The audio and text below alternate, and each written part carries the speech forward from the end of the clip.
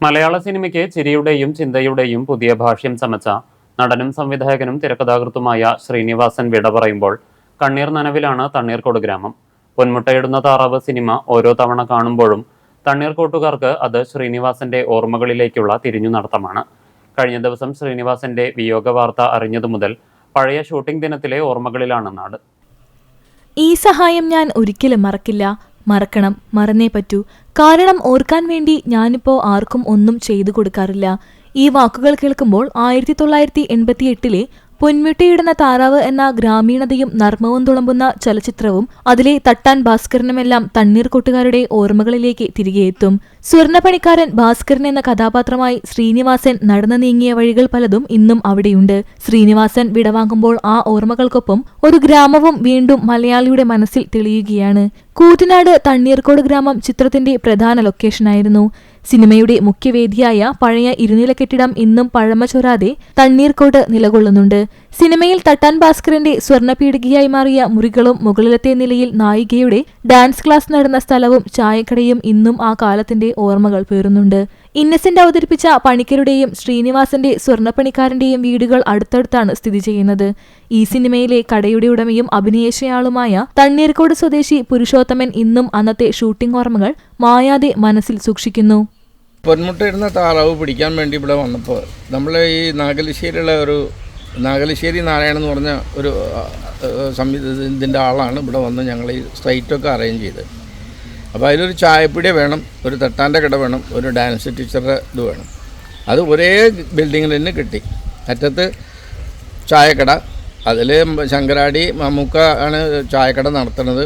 അതിൻ്റെ മുകളിലാണ് dance teacher ഷാരിയുടെ dance സ്കൂളുള്ളത്. അതിൻ്റെ താഴത്ത് തൊട്ട് ഭാസ്കരൻ്റെ കട, സ്വർണ്ണപ്പണി എടുക്കുന്ന കട അതിൻ്റെ അടുത്താണ്. പിന്നെ ജയറാമിൻ്റെ വീട് ഇവിടെ എല്ലാ പടിഞ്ഞാറങ്ങാടിയാണ്.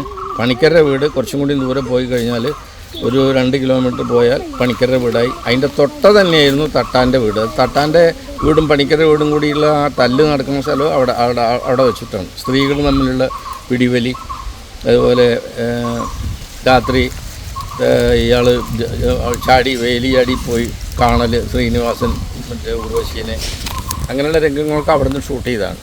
അത് മെയിൻ തട്ടാൻ്റെ വീട്ടിൽ നിന്നാണ്.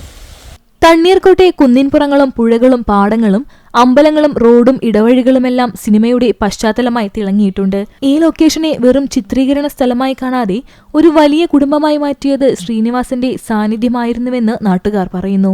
ഷൂട്ടിംഗ് ദിവസങ്ങളിൽ നാട്ടുകാരോടൊപ്പം ചായ കുടിച്ചും വിശേഷങ്ങൾ ചോദിച്ചും കുട്ടികളോട് തമാശ പറഞ്ഞും അദ്ദേഹം തണ്ണീർക്കോടിന്റെ സ്വന്തം ആളായി മാറിയിരുന്നു. സിനിമാക്കാരനെന്ന അകലം ഒരിക്കലും അദ്ദേഹം പാലിച്ചിരുന്നില്ലെന്ന് നാട്ടുകാർ ഓർക്കുന്നു. പുതുതലമുറയിലെ കുട്ടികൾക്ക് പോലും അദ്ദേഹത്തിന്റെ വിയോഗം തീരാ നോവാണ് സൃഷ്ടിച്ചത്. പൊന്മുട്ടയിടുന്ന താറാവൻ സിനിമയിലെ ഒരു നടനായിരുന്നു ശ്രീനിവാസേട്ടൻ. അപ്പോൾ ഇന്നലെ മദ്രസ ഇട്ടുന്നപ്പോഴാണ് ഒരു ദുഃഖകരമായ ഒരു വിവരം അറിഞ്ഞത്, ശ്രീനിവാസേട്ടൻ മരിച്ചെന്നുള്ളത്. അപ്പോൾ ഇന്നിപ്പോൾ ഞങ്ങൾ ശ്രീനിവാസേട്ടൻ അഭിനയിച്ച വീട് ഇവിടെയൊക്കെ വന്ന്, അപ്പോൾ ഞങ്ങൾ ബാക്കിലുള്ളത് ആ വീടാണ്. അപ്പോൾ തട്ടാൻ്റെ തട്ടുകടയും പിന്നെ അയാളെ വീടും പിന്നെ ഡാൻസ് ഇവിടെ തന്നെയാണ് ഷൂട്ട് ചെയ്തിരിക്കുന്ന സിനിമ. ഞങ്ങൾക്ക് വളരെ സങ്കടമുള്ള നിമിഷമായിരുന്നു ഇന്ന് രാവിലെ മുതൽ. ശ്രീനിവാസൻ്റെ പഴയ സിനിമയും എല്ലാ സിനിമയും ഞങ്ങൾ കണ്ടിരുന്നു ഒരാഴ്ച മുന്നേ. പിന്നെ ഞങ്ങൾ ഇവിടെ പോയി നോക്കുമ്പോൾ അവിടെ വീട് പോയി കണ്ടിട്ടുണ്ടായിരുന്നു. അത്രയും വേണ്ടപ്പെട്ടൊരു സിനിമയിൽ ഞങ്ങൾക്കിവിടെ. അത് ഞങ്ങളുടെ നാട്ടിൽ നടത്തിയൊരു സിനിമയിൽ ഒരാൾ മരിച്ചോ പറഞ്ഞാൽ അത്രയും സങ്കടമുള്ളൊരു കാര്യമാണ്.